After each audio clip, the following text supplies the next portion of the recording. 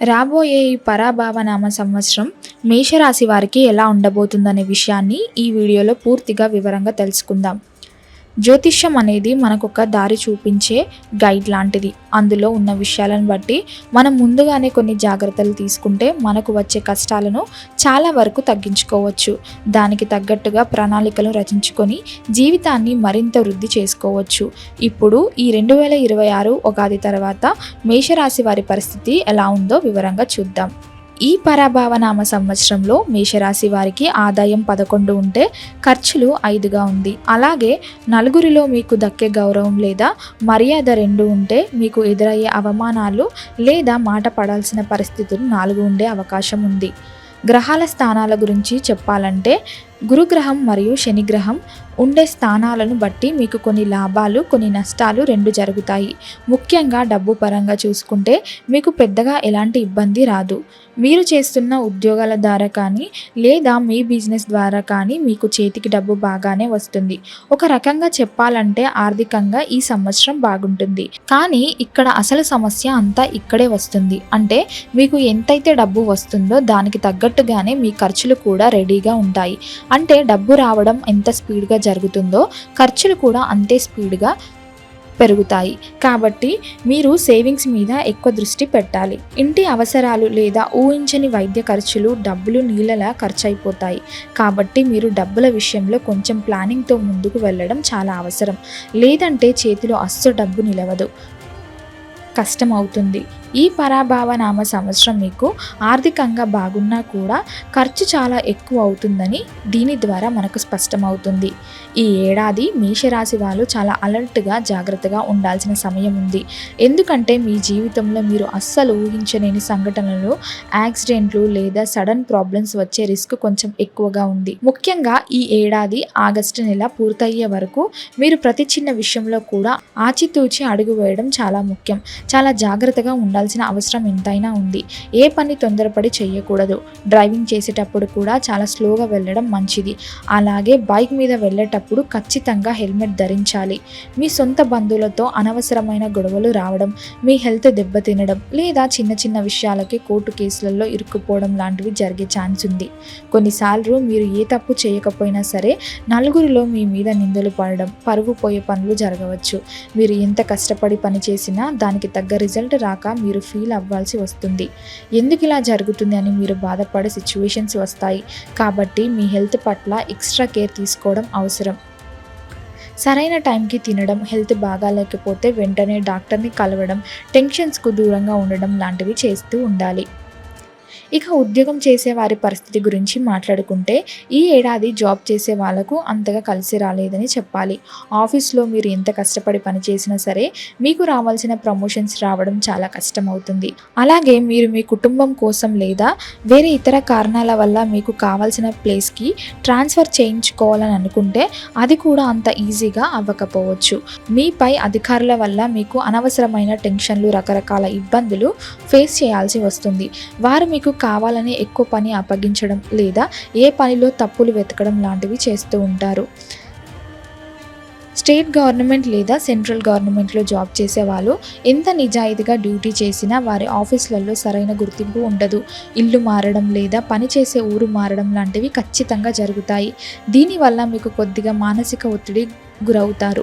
అయితే ఇక్కడ ఒక పాజిటివ్ పాయింట్ ఏమిటంటే ఉద్యోగం లేక కొత్త జాబ్ కోసం ట్రై చేస్తున్న వాళ్ళకు మాత్రం అక్టోబర్ నెల తర్వాత ఏదో ఒక మంచి జాబ్ వచ్చే ఛాన్స్ ఉంది. అలాగే జీతం కూడా బాగానే ఉంటుంది. విదేశాలలో వెళ్ళి సెటిల్ అవ్వాలి లేదా అక్కడ జాబ్ చేయాలని కలలు కనేవారు కూడా మంచి ఆపర్చునిటీస్ వస్తాయి. కాబట్టి జాబ్ కోసం ట్రై చేసేవాళ్ళు తమ ప్రయత్నాలు ఆపకూడదు. పాలిటిక్స్లో ఉన్న లీడర్స్ విషయానికి వస్తే ఈ సంవత్సరం వీళ్ళకు ఒక పెద్ద టెస్ట్ లాంటిదని చెప్పుకోవచ్చు. ఈ సంవత్సరం మొదటి భాగం బాగానే ఉన్నా సగం గడిచాక వీళ్లకు నెమ్మదిగా కష్టాలు మొదలవుతాయి. పార్టీపై కమెంట్తో లేదా పార్టీలోని ఇతర పెద్ద లీడర్లు చిన్న చిన్న గొడవలు వచ్చే ఛాన్స్ ఉంది. కాబట్టి పార్టీ ప్రముఖులతో మాట్లాడేటప్పుడు జాగ్రత్తగా ఉండాలి. మీరు ఎంత మంచి పని చేసినా సరే పబ్లిక్లో మీకున్న క్రేజ్, మీ ఇమేజ్ కొద్దిగా తగ్గుతాయి. ప్రజలు మిమ్మల్ని అపార్థం చేసుకునే అవకాశాలు ఉన్నాయి. చాలా జాగ్రత్తగా ఉండాల్సిన సమయం ఇది. మీకు పదవులు దొరకడం చాలా కష్టమవుతుంది. పైగా అప్పటికే మీరు ఏదైనా ఒక మంచి పదవిలో ఉంటే ఆ పదవిని కూడా అనుకోకుండా కోల్పోయే రిస్క్ పొంచి ఉంది. రాబోయే ఎలక్షన్లో ఓడిపోవడం, అలాగే ప్రచారం కోసం మీ సొంత డబ్బులు విపరీతంగా ఖర్చు అవ్వడం లాంటివి జరగవచ్చు. కాబట్టి పాలిటిక్స్లో ఉన్నవారు ఈ టైంలో చాలా సైలెంట్గా, కూల్గా ఉంటూ ఎలాంటి కాంట్రవర్సీలకు వెళ్లకుండా ఉండడం చాలా మంచిది. ఇక సినిమా, టీవీలు లేదా ఇతర ఆర్ట్స్ మరియు మీడియా ఫీల్డ్లో ఉన్న వాళ్ళకి మాత్రం ఈ ఏడాది చాలా అద్భుతంగా ఉంటుంది. అవకాశాలు మిమ్మల్ని వెతుక్కుంటూ వస్తాయి. వీరికి ఈ సంవత్సరం అంతా ఒక పాజిటివ్ రిజల్ట్స్ కనిపిస్తాయి. గ్రహాల స్థానాలు ఎలా ఉన్నప్పటికీ వీళ్ళకు మాత్రం కొత్త అవకాశాలు వస్తూనే ఉంటాయి. మీరు చేసిన పనికి మంచి గుర్తింపు దొరుకుతుంది. అలాగే మంచి అవార్డులు, రివార్డులు కూడా దక్కుతాయి. కెరియర్లో ఊహించని రేంజ్లో సక్సెస్ చూస్తారు. ఫైనాన్షియల్గా కూడా బాగా సెటిల్ అవుతారు. మీ దగ్గరకు డబ్బు బాగా వస్తాయి. అయితే వర్క్ ప్రెషర్ వల్ల కొందరికి మాత్రం పని ఒత్తిడి వల్ల స్ట్రెస్కి గురయ్యే ఛాన్స్ ఉంది. మరికొందరికి మాత్రం పెద్దగా లాభాలు రాకపోయినా ఎలాంటి లాస్ మాత్రం అస్సలు ఉండదు. ఓవరాల్గా చూసుకుంటే సినిమా వాళ్లకు మరియు కళాకారులకు ఈ ఏడాది ఒక పండుగలాగా అని చెప్పుకోవచ్చు.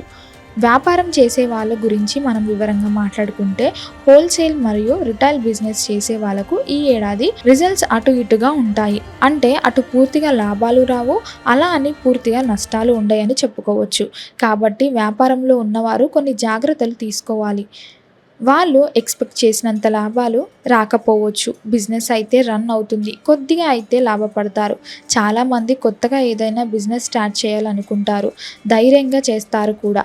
కానీ గవర్నమెంట్కు సంబంధించిన పనులు చేసేవారు లేదా ప్రైవేట్ కాంట్రాక్టర్లు తీసుకునే వాళ్ళకు మాత్రం ఈ టైం అదృష్టం పెద్దగా కలిసి రాలేదు. వాళ్ళు తీసుకున్న ఈ పనులు మధ్యలో ఆగిపోవడం లేదా చేసిన పనుల్లో బిల్లులు పాస్ అవ్వకపోవడం లాంటివి జరుగుతాయి.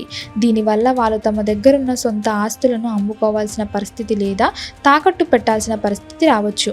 కాబట్టి ఈ సంవత్సరం కొత్త కాంట్రాక్టులు చేపట్టకపోవడమే మంచిది.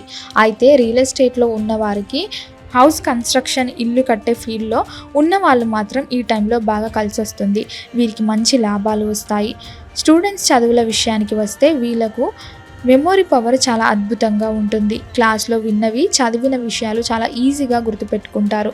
ముఖ్యంగా ఇంజనీరింగ్, మెడికల్ లేదా ఐసెట్ లాంటి ఎంట్రన్స్ ఎగ్జామ్స్ రాసే స్టూడెంట్స్కి గ్రహాల మద్దతు చాలా బాగుంటుంది. కాబట్టి వాళ్ళు ఎగ్జామ్స్లో మంచి మార్కులతో పాస్ అవుతారు. పోటీ పరీక్షలలో విజయం సాధించే అవకాశం స్పష్టంగా ఉన్నాయి.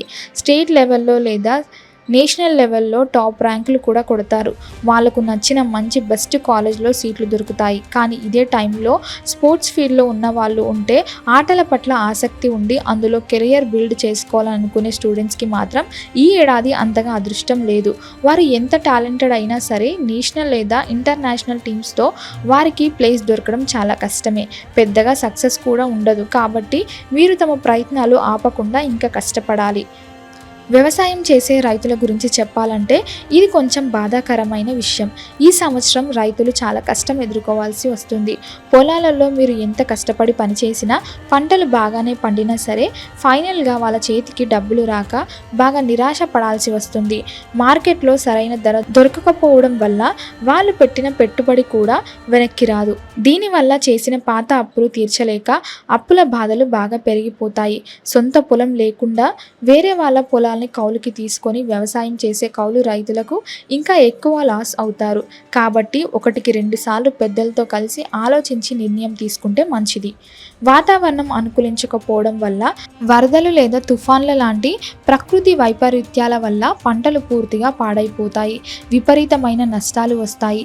చేపల చెరువులు, రొయ్యల చెరువులు, అలాగే కోళ్ళ ఫారాలు నడిపిస్తే వాళ్ళకు కూడా ఊహించని నష్టాలు తప్పవు. కాకపోతే ఎవరైతే పండ్ల తోటల్లో పెంచుతారో లేదా కమర్షియల్ క్రాప్స్ అంటే వ్యాపారం కోసం వేసే వాణిజ్య పంటలు వేస్తారో వాళ్లకు మాత్రం కొద్దిగా లాభాలు వచ్చే ఛాన్స్ ఉంది. మిగతా రైతులు మాత్రం పాత అప్పులు తీర్చడానికి కొత్త అప్పులు చేయాల్సిన పరిస్థితి వస్తుంది. కాబట్టి రైతులు చాలా జాగ్రత్తగా ఆలోచించి అడుగు వేయాలి. ఇక మహిళల పరిస్థితి ఎలా ఉంటుందో చూద్దాం. ఈ రాశికి చెందిన మహిళలు ఈ ఏడాది చాలా ఓపికగా ఉండాలి. ముఖ్యంగా సహనం చాలా అవసరం. ఇంట్లో భార్య భార్యాభర్తల మధ్య చిన్న చిన్న విషయాలకే పెద్ద పెద్ద గొడవలు వస్తాయి. ఒకరికొకరు అర్థం చేసుకునే గుణం పూర్తిగా తగ్గుతుంది. మీకు కష్టకాలంలో మీ వారు ఒక మాట సహాయం కూడా చెయ్యలేరు అని మిమ్మల్ని మానసికంగా బాగా కృంగదీస్తుంది. ఎవరు నా వాళ్ళు లేరు అనే ఫీలింగ్ వస్తుంది.